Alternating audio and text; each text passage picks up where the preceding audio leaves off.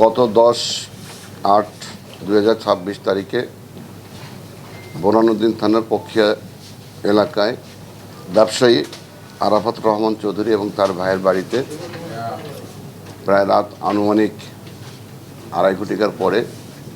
ওখানে ডাকাতির ঘটনা ঘটে। যারা এই ঘটনার সাথে জড়িত ছিল, যারা ডাকাতির ঘটনা, তারা মুখোশ পরে এসেছিল এবং তারা সেখানে দুটি বাড়িতে ডাকাতির ঘটনা ঘটে। এই ডাকাতির কালে তারা সেখানে সেই বাড়ির দুটি থেকে স্বর্ণ অলংকার এবং বেশ কিছু টাকা পয়সা নিয়ে যায়। তো সেখানে আমরা এই ঘটনার প্রাপ্তির সাপেক্ষে দ্রুত আমরা সেখানে ডাকাতি মামলা আমরা নেই। এরপরে আমাদের ডিবি টিম, বোরহানউদ্দিন থানা এবং লালমোহন থানার টিম যৌথভাবে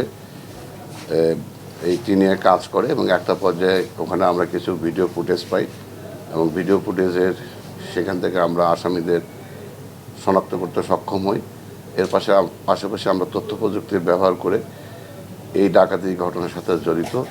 যে আসামিদের আমরা শনাক্ত করতে পারি এবং আজকেই ভোরে অভিযান পরিচালনা করা হয় এবং পরিচালনা করার পরে আমরা 3 জন সক্রিয় ডাকাত দলের সদস্যদেরকে আমরা গ্রেপ্তার করতে সক্ষম হই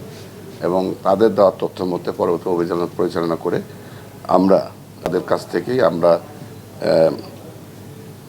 মোট 6টা মানে 3 জোড়া সোনার বালা, কানের দুল, স্বর্ণের চেইন 2টা, আংটি 2টা, কানের ঝুমকা 1টা এবং চিকন একটা স্বর্ণের চেইন সহ আমরা 4,000 টাকা তাদের কাছ থেকে, হেফাজত থেকে আমরা উদ্ধার করতে সক্ষম হই।